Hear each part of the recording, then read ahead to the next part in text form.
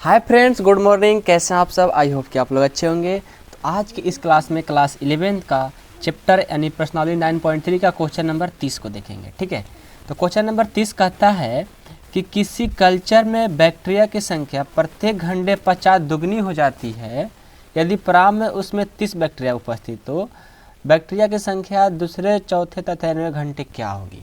देखिए, पहले इस क्वेश्चन को अच्छे से समझिएगा, बहुत ईजी प्रश्न है। ठीक है, मान लो कोई कल्चर है, उसमें बैक्टीरिया की संख्या बन रही है, मतलब प्रत्येक घंटे 50 दुगनी हो जाती है। मतलब कि मान लो फर्स्ट घंटा में एक बन रही है, तो दूसरा घंटा में उसका दुगना बन जा रहा है। ठीक है, और आपको दिया है यदि प्रारंभ कहने का मतलब शुरू में उसमें 30 बैक्टीरिया उपस्थित थे, मतलब पहले से 30 बैक्टीरिया उपस्थित है, तो हम क्या करेंगे, स्टार्ट करेंगे उसके ठीक मतलब 1 घंटा बाद स्टार्ट किए तो 30 का क्या हो जाएगा 60।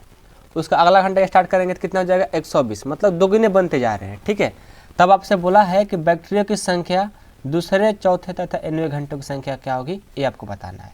तो चलिए जो दिया है पहले लिख लेते हैं। ठीक है, हमारे पहले से बैक्टीरिया की संख्या कितना दिया है 30, लिखेंगे सॉल्यूशन। शुरू में ना, शुरू मतलब प्रारंभ, शुरू में बैक्टीरिया की संख्या क्या है दोस्त, 30। ठीक है, अब क्या बोल रहा है कि मतलब कि वो मतलब प्रत्येक घंटा स्टार्ट हो रहा है। मतलब अब देखो, पहले से आपको इतना दिया हुआ था, अब आपका घंटा स्टार्ट हो रहा है। तो पहले घंटा में देखिए क्या हो रहा है, 1 घंटा का पल लेते हैं। 1 घंटे बाद, 1 घंटे बाद कितना हो जाएगा 30 गुना 2, मतलब पहले से जो दिया गया था उससे दुगना हो रहा है ना। तो पहला घंटा स्टार्ट किया तो कितना हो गया 30 दूना 60, मतलब दुगना होते जा रहा है। फिर हम क्या करेंगे, इसी तरह दूसरे घंटा स्टार्ट करेंगे, तो दूसरा घंटा स्टार्ट करें तो इसका दुगना हो जाएगा ना, यानी 30 2 के पावर 2 हो जाएगा। ठीक है, तो इसको गुना करोगे तो कितना हो जाएगा 120। फिर इसी तरह तीसरा घंटा स्टार्ट किए तो ये हो जाएगा 3 × 2 के पावर 3, इसको गुना करोगे तो कितना हो जाएगा 8 8 का 24 240। इसी तरह फिर चौथा घंटा डॉट डॉट डॉट यानी 30 × 2 के पावर 4, ये कितना हो जाएगा, ये हो जाएगा 480। मतलब इसी तरह ये जाते रहेंगे, बैक्टीरिया इसी तरह बनते जाएगा। ओके, तब देखिए अब इतना बन गया तो हम क्या करते हैं, इसको पहले एक श्रेणी में लिख लेते हैं। हम लोग पढ़ रहे हैं श्रेणी ना, तो इसको श्रेणी में लिख लेते हैं। श्रेणी में क्या होगा, पहला घंटा जो बन रहा है 30 गुना 2, फिर 30 गुना 2 के पावर 2, फिर 30 गुना 2 के पावर 3, फिर 30 गुना 2 के पावर 4। इसी तरह कहाँ तक, n पद तक मतलब जाएगा। ठीक है, n टर्म्स तक जाएगा। अब देखिए, अब ये श्रेणी बन गया, तो इस श्रेणी बनने के बाद हम क्या कर सकते हैं, यहाँ से a और r का मान निकाल सकते हैं। तो प्रथम पद यानी a का मान क्या है, a का मान 30 दूना 60 हो जाएगा। r का मान कैसे निकालते हैं, तो दूसरा पद अब बाटा पहला पद। दूसरा पद क्या है 30 × 2 के पावर 2 बाटा 30 गुना 2 के 2, 30 30 कट गया, ये 2 वो 2 है, 2 1 बच जाएगा, यानी r का मान आ गया 2। ठीक है, अब देखिए a का मान आ गया, r का मान आ गया। ठीक है, अब हम क्या करेंगे, आपसे क्वेश्चन किया है कि दूसरे घंटे और चौथे घंटे निकालना है। तो चलिए हम दूसरा घंटा पहले निकालते हैं। क्वेश्चन नंबर इसमें 3 दिया है क्वेश्चन में, तो ए नंबर दिया है कि दूसरे घंटे में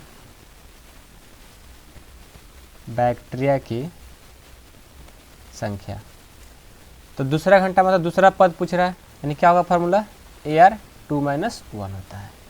यही होता है ना, दूसरा पहला होता है A, दूसरा होता है AR, फिर AR², AR3, मतलब इस तरह से बढ़ते जाता है। दूसरा पद क्या होता है, यानी दूसरा घंटे का मतलब दूसरा पद AR2 - 1 यानी AR, 2 में से एक जाएगा तो एक ही आएगा ना, तो यहाँ पर एक लिखो या ना लिखो बात एक ही, यानी AR आएगा। A का मान कितना है आपका 60 है, R का मान कितना है 2 है, कितना जाएगा 60 दूना 120, यानी दूसरा घंटा कितना बनाएगा 120। देखो जांच भी कर लो, यहाँ से हम निकाले थे ना दूसरा घंटा कितना बनाएगी, देखो 120, यहाँ भी हम सॉल्व किए थे कितना आया 120। इसी तरह बी नंबर चौथे घंटे में बैक्टीरिया कितना बनाएगी, ऐसे कर लेते हैं, लिखना जरूरी नहीं है। चौथे घंटे में कितना होगी, चौथे घंटे का फॉर्मूला क्या हो जाएगा AR के पावर 3, एक कम हो जाता है चलो ए का मान 60, आर का मान 2, पावर में 3, कितना हो जाएगा 60 गुना 8, गुना कर दोगे तो कितना हो जाएगा, गुना कर दोगे तो हो जाएगा ये आपका हो जाएगा ए 60 यानी 8 छक 48 यानी 480। चेक कर लो, यहाँ पे चौथा में कितना बना था 480, हमने निकाला चौथा था कितना है 480 आया। अब बोला है n घंटे बाद क्या होगी, तीसरा प्रश्न सबसे अच्छा प्रश्न है। n घंटे में बैक्टीरिया की संख्या,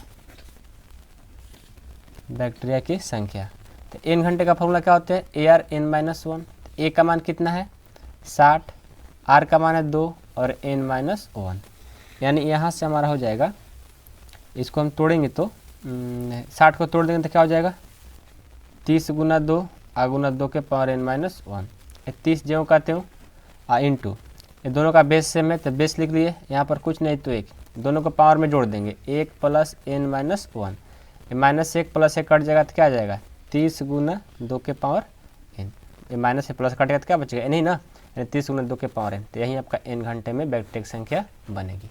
ओके, आई होप कि आप लोगों को समझ में आ गया होगा, बहुत ही ईजी प्रश्न था। ओके, अब मिलेंगे अगला प्रश्न में, क्वेश्चन नंबर 31। चलिए, आपका 31 नंबर प्रश्न है कि 500 रुपये धनराशि 10% वार्षिक चक्रवृद्धि ब्याज के दर पर 10 वर्षों बाद क्या हो जाएगी, ज्ञात कीजिए। देखिए, ये प्रश्न आपका कुछ अलग सा प्रश्न है और आप लोग ऐसा 7-8 क्लास में शायद आप लोग को चक्रवृद्धि ब्याज पढ़ना था। ठीक है दोस्त, तो उसी तरह का प्रश्न है, बस आप लोग को बहुत ईजी है। चलिए देखते हैं, और आप लोग खुद से भी सॉल्व कर सकते हो, तो वीडियो को पॉज करो और जो 7-8 में पढ़े हो चक्रवृद्धि ब्याज आप लोग सॉल्व करने की कोशिश करो। चलिए सॉल्व करते हैं इसको। देखिए, पहले देखिए आपका मूलधन कितना दिया, 500 रुपये धनराशि है, मूलधन कितना दिया है 500, ठीक है।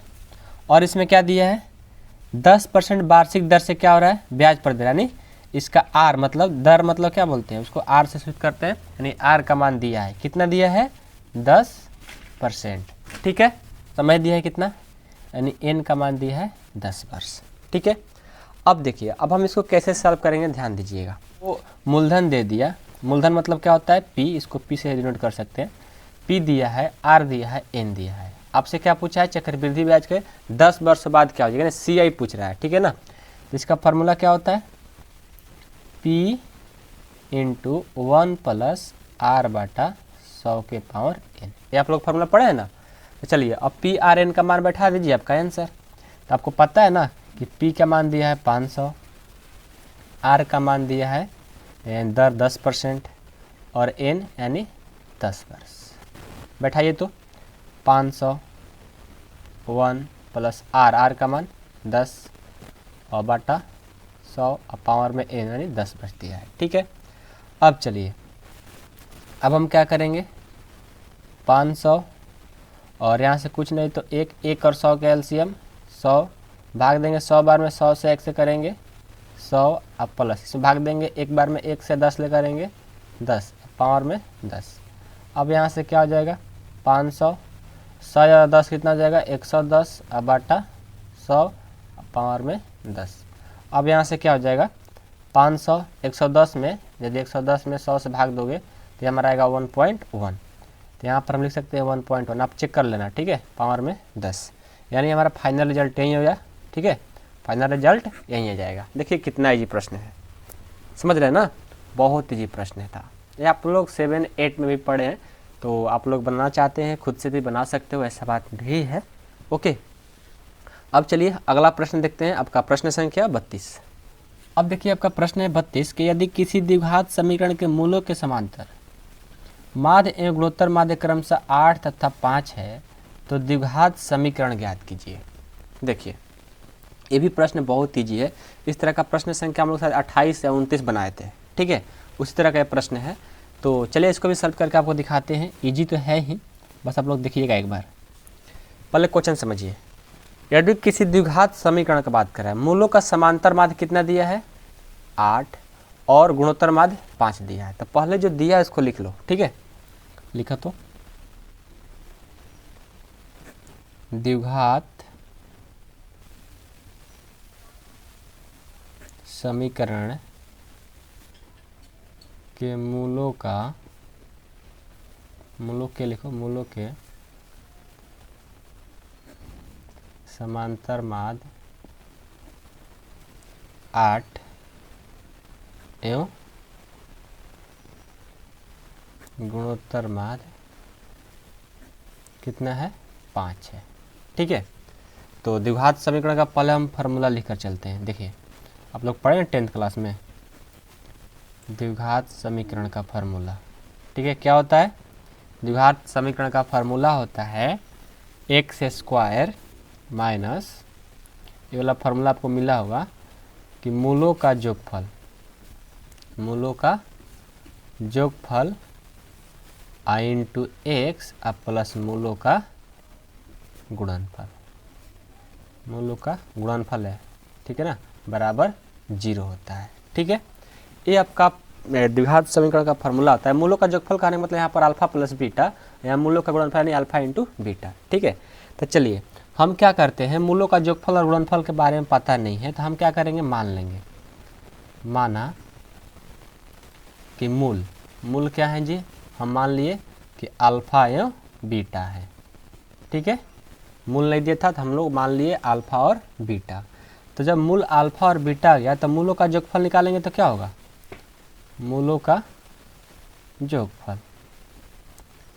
जोगफल निकालेंगे तो क्या हो जाएगा, मूलों का जोगफल निकालेंगे, या ऐसे करो ना, मूलों का जोगफल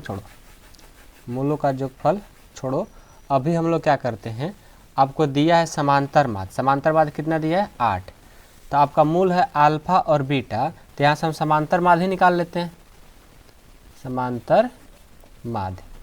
समांतर माध्य कितना हो जाएगा इसका, अल्फा मतलब 2 पद दिया है तो समांतर माध्य क्या होगा, अल्फा प्लस बीटा बाई 2। जब 2 पद दिया जाता था ए और बी तो क्या होता था a प्लस बी बाई 2। दूसरी तरह अल्फा और बीटा दिया है तो अल्फा प्लस बीटा बाई 2 हो गया।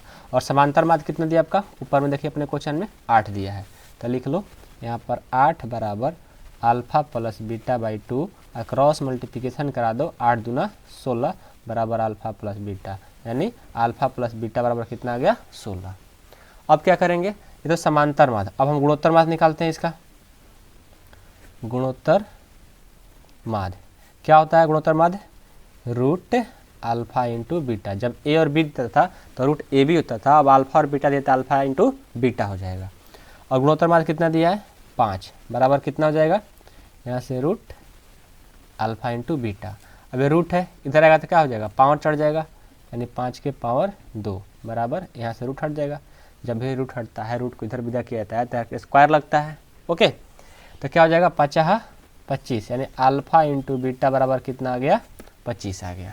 ठीक है, अब हम क्या करेंगे, ध्यान देना, अब आपको जो बोला था यहाँ पे, ठीक है, मूलों का जोगफल, तो मूलों का जोगफल यानी कितना, अल्फा प्लस बीटा 16 आ गया।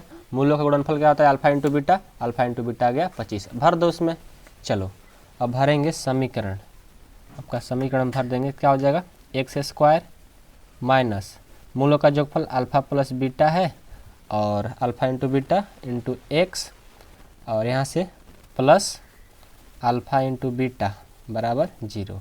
तो एक्स स्क्वायर ज्यों करते हो माइनस अल्फा प्लस बीटा का मान कितना है 16, तो 16x अल्फा इंटू बीटा का मान 25 दिया है बराबर 0। तो आपसे बोला गया था कि समीकरण बताने के लिए आपका समीकरण आ गया। देखो क्वेश्चन में कहा है कि द्विघात समीकरण ज्ञात कीजिए, हमने क्या किया, द्विघात समीकरण निकाल दिया। आई होप कि आप लोग को प्रश्न समझ में आए होंगे। अब आपका प्रश्नावली 9.3 भी कंप्लीट हो गया शायद, हाँ बिल्कुल कंप्लीट हो गया। क्वेश्चन 32 तक ही था, आपका चैप्टर कंप्लीट हो गया। अब अगला एक्सरसाइज है 9.4, तो पहले उसका थ्योरी, उसके बाद एक्सरसाइज को स्टार्ट करेंगे और जल्द ही आप लोग का कंप्लीट होने वाला है। तो मिलते हैं अगले वीडियो में, तब तक के लिए बाय बाय दोस्तों।